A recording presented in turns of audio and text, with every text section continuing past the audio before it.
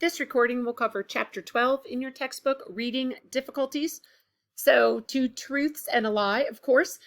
Think about which two are true and which one is a lie. So take a second, read the choices. Okay, and hopefully you're thinking, oh, well, number one is a lie because it's not natural, right? We have to teach children how to read. They don't come out just knowing how to read, right? They come out with those predispositions for listening and speaking, but writing and reading actually have to be taught. So it's not, reading is not necessarily or not a natural process. Okay, so the National Reading Panel, and many of you are probably familiar with this, they came out with, 5 big ideas, 5 important elements of reading. Phonemic awareness, phonics, fluency, vocabulary, text comprehension. We talked in chapter 11 about the phonemic awareness, the sounds of the language, sensitivity to sounds and words of the language, hearing the word cat and knowing there are 3 sounds, not necessarily knowing the letters yet, but knowing there are 3 sounds in the word cat. Then this chapter 12, covers phonics.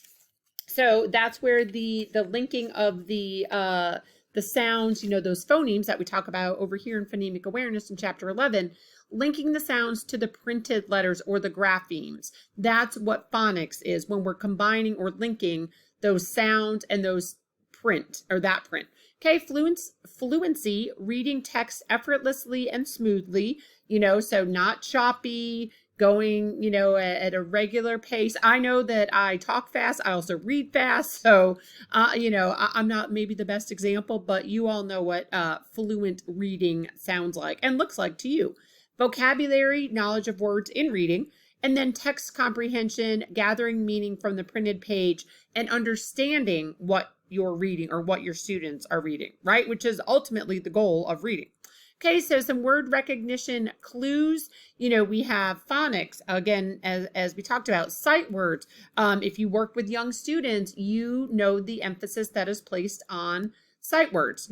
How many sight words can your student read by the end of kindergarten, by the end of first grade, stuff like that. Context clues, these really, especially in early reading and in later reading, context clues and structural analysis really play a part or a role in word recognition clues. Think about how often you tell students, even if it's a science book, a biology textbook, something like that, they might be reading, come to some unfamiliar words, unfamiliar vocabulary. Oh, look at the picture, look at the chart, look at that graph. What is it talking about? And maybe they can learn those words that way. With younger students, you see a picture of a pumpkin and they maybe don't know the word pumpkin yet. I don't know why I went to Halloween, no idea. And you point to and say, oh, look at this word. Let's look at the picture and see, what we think this word might be. Oh, pumpkin, right? So using those context clues. Okay, so again, this slide is just for your knowledge. You don't actually have to answer this or turn it into anyone, but thinking about if you can think of what type of phonics this might be. Okay, when we're teaching, we want to think about narrative text materials, stories, fiction stories, some of those inspirational stories, stuff like that. And we also want to think about informational text material, textbooks, content area materials, again, going back to that science book or that social studies textbook, math textbook, stuff like that. And then some of your instructional materials. Cookbooks, can be considered here. I actually have quite a number. Yes, I know everything is online. I hear y'all. I have Pinterest. I have all those other things, but I actually like cookbooks. I have a good number of cookbooks. I just got rid of probably about 20 within the past year or so. I gave them, passed them on to somebody else because I was like, okay, maybe having 50 cookbooks might be too many, but things like that, all of these narrative and informational materials to help your students learn to read and learn to read a wide variety of genres. Okay, so we want to think about literature-based reading instruction that emphasizes, those strong relationships among those language systems that we did talk about in chapter 11, the oral language, right? The reading, the writing, the oral language, the listening, the speaking, the reading, the writing. So all of those things work together to create language, our language system. We want to immerse children in stories and books, again, starting at a very, very young age. I'm sure those of you who have your own children or used to babysit or teach preschool or whatever, I guarantee you probably, you've read hundreds of books to kids in your lifetime. And probably, those of you who teach older students as well. It's okay to still read to those older students, have a novel, read a chapter a day to them, give them a few minutes to just kind of, where they don't have to do the work. They can just listen and enjoy being read to, right? So children, again, early experiences. Ooh, I hit the wrong button. Early experiences with writing, getting them started, writing their names, writing a story in quotes, not really worrying about the spelling and the punctuation and all that stuff right at the beginning. Independent reading, I have always loved to read ever since I was little. I know my mom loves to read. My grandmother used to read, so I'm guessing I got it from them.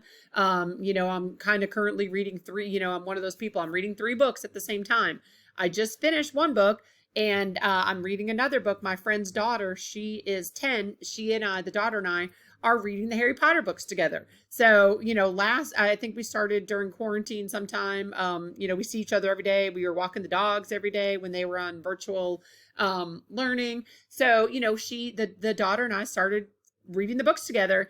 I got way ahead of her for a little bit and then I stopped and caught up, and now she's done with the last book, but I was like, I can't read it yet. I have to finish my other book.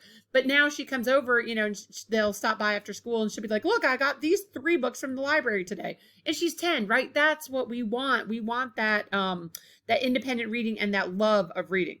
Okay. So we want to think about explicit instruction. So, really being systematic and direct with our instruction of, starting as early as the alphabet code, really, especially for our students who might have disabilities, developmental delays, learning disabilities in reading, stuff like that. We want to be as specific and direct and explicit as possible when we are teaching the alphabet, when we're teaching, the linkage of those letters and words. When you see a letter A, the sounds it can make. When you see a letter B, the sounds that letter can make, and some words with the B, thinking of those, again, the linkage of the letters and words. Early attainment of decoding skills. Oh, sorry, I skipped it. Children need an early start in reading. Again, I know that. This is just what the textbook says. So some ways that you can think about to help improve fluency of your students. Some of these things, a lot of them you probably do if you're in classrooms. You probably read books more than once. You probably give them predictable books, reading along, neurological impress, stuff like that. Look into your textbook for more specific information about those two or those methods. Okay, you don't have to answer this. Again, just kind of for you. What does this description refer? The ability to read connected text rapidly and easily, and the fast, accurate, and effortless. I feel like I'm saying that word wrong. Word identification. Does anyone else ever do that? That was funny. Reading comprehension. So this is really dependent on what the reader brings to the text in part, right? If you have, let's say, so I'm from upstate New York, Western New York, whatever you want to call it. It snowed a lot in Western New York, a lot. We learned how to ski pretty much before we could walk. We learned how to shovel snow before we learned how to, milk a cow, whatever, because there weren't really cows where I lived. But, so I know about snow. I know about building snowman. I know what the roads get like. I know what it's like to drive on icy roads. It's not fun, by the way, if you haven't lived in the north. It's not enjoyable. It's not a good time. Snow itself is fine. Ice, not so much. But, I bring that to my reading. So if I'm reading, about Harry Potter and they're talking about, I think there was some snowstorm or something and it was really cold, I can relate to that. Someone who's from, Florida or South Carolina might not know, might not have that background knowledge to really fully understand or comprehend what they're reading. Okay, comprehension, again, is a language process. It's a thinking process. It requires students and individuals to interact with the text. Like, right, we're not just reading it, depends on what reader brings to the text. The language process, thinking process requires interaction. You and the learners have to be engaged with the text. I had a student years ago when I taught in Charleston. He was, probably 5 or 6. He had autism. He could read his oral reading skill was maybe, or level was, I don't know, we'll say 100 words a minute, right? In first grade, 100 words a minute. He could read anything you put in front of him. Then you asked him to tell you one thing, one detail from what he read, and he couldn't do it. So he did not have that comprehension. So does reading fluently like that, and he was fluent, he was a fluent reader, right? But does that matter? Is that our end goal for students? Not really, right? We want them to be fluent readers, but we also need them to comprehend what they are reading, whether it's for reading's sake or, just, oh, I'm going to read a Harry Potter book, or whether it's for content, science, social studies, math, ELA, health, music, whatever they're reading, they need to understand and comprehend that text.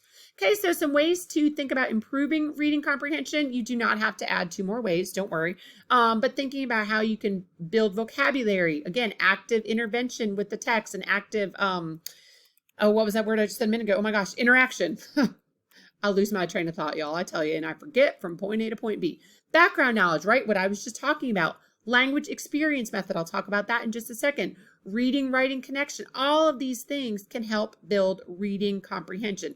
Some more specific learning strategies, which again, if you are new to the program, you will learn about some of those strategies as you move forward in your classes. Those of you who have been with the program, here at Francis Marion, hopefully you're like, oh yeah, I learned some of those strategies in, 745 or 746 or blah, blah, blah, whatever class. So hopefully you're starting to recall some of those strategies, and also encouraging a wide variety of what your students are reading. Some other steps to building comprehension, this is a very explicit kind of strategy, right? That you can teach your students. You can walk them through these strategies. There's also, I used to use the RAP strategy, R-A-P, R, read the passage. A, ask myself, what's the main idea? And 2 supporting details. P, put the information in my own words, or paraphrase, put it in my own words. That's the version that I use. That was for younger students. You may know a different RAP strategy. This is another strategy, these steps to help build comprehension. This is another thing I wanted to show you, and this is table 2.1 in your textbook. So I'm going to go there. I'm going to pause for 1 second so I can get to the to show you that. So okay, I'm back. It took me a second to switch back and forth this is from the e-textbook. If you have the hard copy of the textbook, I believe it's page 345, but there's some really great strategies, including strategies in general ed, reading strategies. So, increase the amount of repetition and review. We talked about that. Allow more time, provide more examples, introduce the work more slowly. This kind of some general modifications and accommodations. Phonics, play word and rhyming games. There's all sorts of word and rhyming games out there. Analyze the phoneme elements that make up a word. Build word families. We used to have, I can't remember what it's called. It was a book for young students. It was or more for me, I guess. And it was a word family book. And there would be, if the word family was all, ALL, it would be a ball. And there was like a little peep through window where you would roll around or turn around like the inner circle that was attached with like a fastener, like a brad. And it would give you like call, fall, hall, something like that. I'm going to see if I can find that book. And if I can, I will, just post a photo of it. I used it a long time ago. Not sure if I still have it. Anyways, fluency, helping students again recognize sight words, predictable books, read along, vocabulary, teaching content vocabulary, especially in something like math or science or social studies. Find words in the student's area of interest, word webs, stuff like that. Reading comprehension, provide students with background knowledge, predicting what will happen next, graphic organizers, show movies, and have students act out passages in a story. So again, those are taken right from your textbook. I'm sorry, it's 12.1, page 345 of the textbook, or also I think 345 in the e-textbook. All right, let me see if I can get back to the PowerPoint because I don't have much time. Oh, there we go. Look at that. Okay. All right, so some other multi-sensory reading instruction: visual, auditory, kinesthetic, tactile. So thinking about look at the word, hear the word, trace the word, shaving cream letters, sandpaper letters, stuff like that, to give the students those multi-sensory options. So language experience methods. I am running out of time, so I'm going to let you read this yourself. What I can think about, I can talk about. What I can say, I can write. What I can write, I can read. Looks something like this. Okay. and thinking about, I know it's cutting off. That's it. I'm going to run out of time. Okay, that's